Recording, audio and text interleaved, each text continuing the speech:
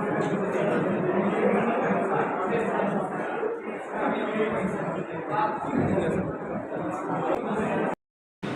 institute are going to talk about. The most important topic today is going to be discussed is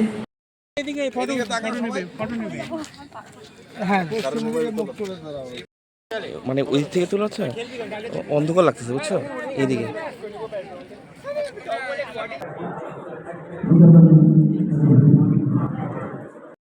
আমার বাইরেও থাকে, কেউ ভাড়াও থাকে। হ্যাঁ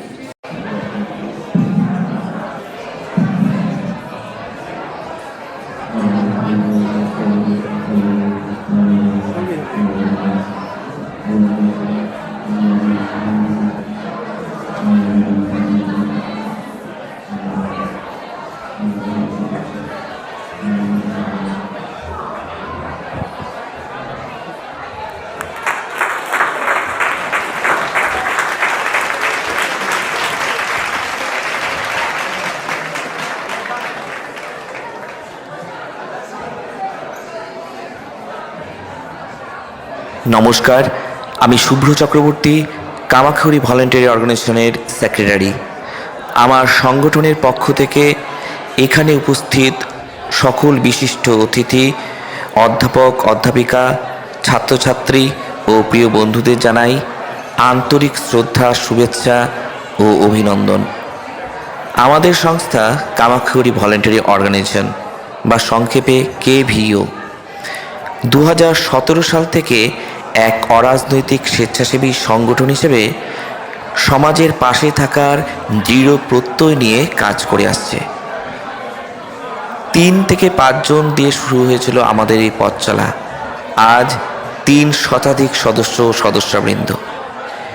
এখানে যুক্ত হয়ে কেউ হয়তো আর্থিকভাবে সমৃদ্ধ হয় না, কিন্তু মানসিক তৃপ্তি পায়, কারণ আমাদের মিলিত প্রয়াসে অনেকের মুখে ফুটেছে হাসি, চোখে জ্বলেছে আনন্দের আলো।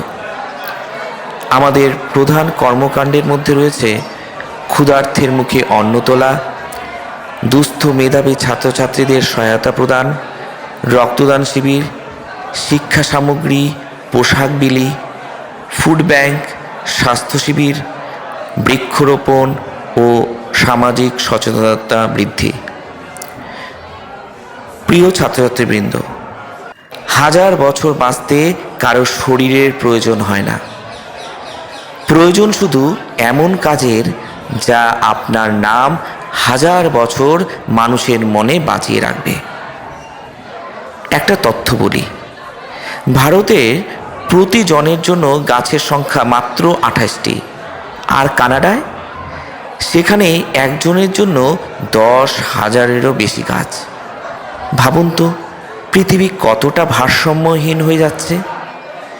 বিজ্ঞানীরা বলেছেন, এখনই যদি 1 ট্রিলিয়ন নতুন গাছ লাগানো যায়, তাহলে প্রকৃতি অন্তত 200 গিগাটন কার্বন শোষণ করতে পারবে, আর আমরা ফিরে পাব 1 শতাব্দী আগের নির্মল আবহাওয়া। তাই বলি, প্রত্যেককে একটি করে গাছ লাগান, পৃথিবী বাঁচান, প্রকৃতির যত্ন নিন। সেই আপনাকে ফিরিয়ে দেবে মনের শান্তি ও নিরাময়। আমাদের সংস্থা KVO সেই ভাবনাতেই গড়ে তুলেছিল গ্রিন টিম। বছরের একটি নির্দিষ্ট দিনে নয়, সারা বছর ধরে বৃক্ষরোপণ ও পরিচর্যা আমাদের প্রতিজ্ঞা। আপনারা নিশ্চয়ই দেখেছেন, কামাখ্যাগুড়ি স্টেশন, কলেজ প্রাঙ্গণ, মিশন স্কুল রোড সহ নানা স্থানে কৃষ্ণচূড়া, রাধাচূড়া গাছের সারি। কালক্রমে সেই বৃক্ষরাই রঙিন ফুলে সাজিয়ে তুলবে এই জনপদকে।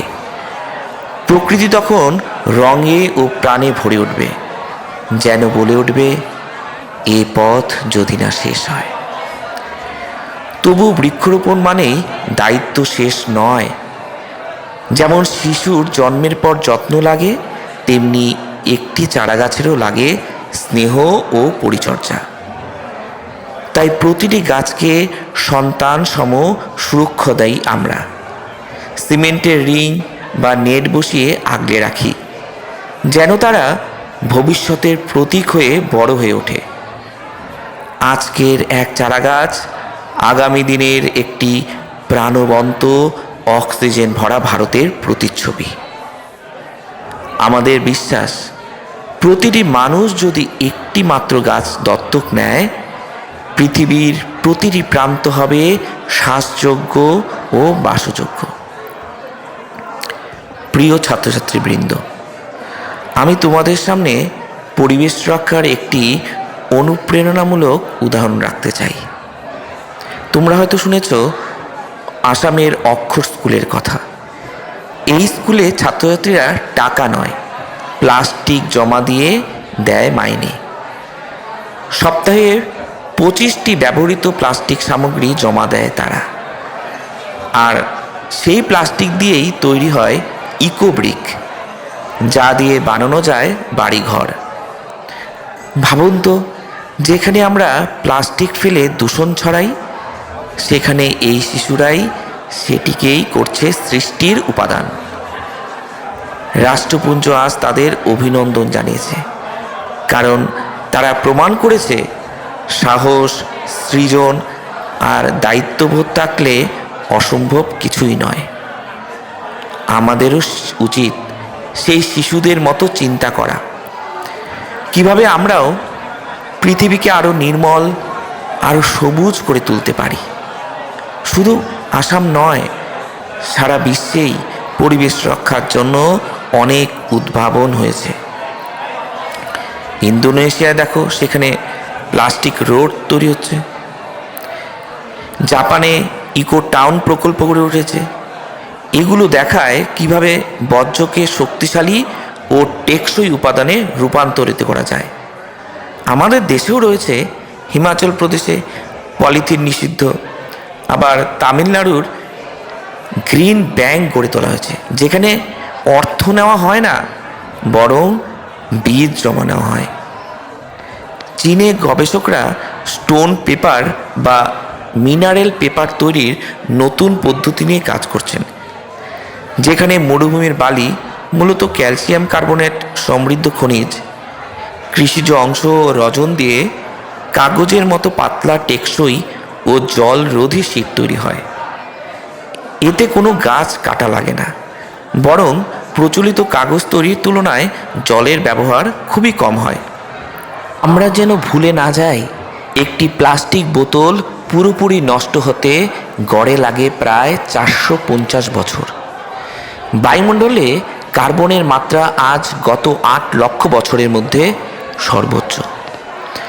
পৃথিবীর তাপমাত্রা প্রতি দশকে 0.2 ডিগ্রি সেলসিয়াস করে বাড়ছে।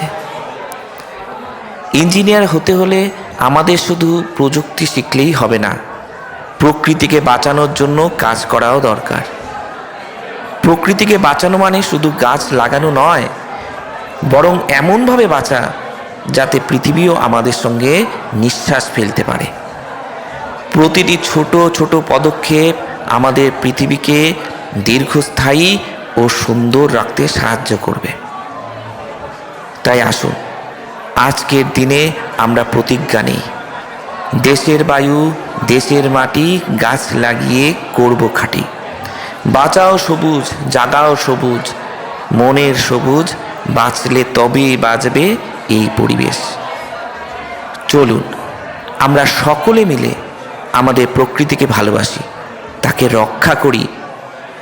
গাছ বাঁচাও, প্রাণ বাঁচাও, আর ভবিষ্যৎ প্রজন্মকে দাও নিঃশ্বাসের নিশ্চয়তা। ছাত্রছাত্রীদের প্রতি আমার বিনম্র আহ্বান, আজকের এই মহতী দিনে আমরা একসঙ্গে দাঁড়িয়ে আছি এক মহান উদ্দেশ্যকে সামনে রেখে, সবুজ পৃথিবী গড়ার প্রতিশ্রুতিতে। তোমরা নবপ্রজন্মের ইঞ্জিনিয়ার। তোমরা কেবল প্রযুক্তি কাঠামোই নির্মাণ করবে না, তোমাদের হাতে নির্মিত হবে ভবিষ্যতের সবুজ পৃথিবীও। আজ এই কলেজ ক্যাম্পাসে তোমাদের হাতে রোপিত শিশু গাছগুলি একদিন মহীরুহে পরিণত হবে। তাদের ছায়ায় আশ্রয় পাবে অসংখ্য প্রাণ, তাদের শ্বাসে বাঁচবে পৃথিবীর বাতাস।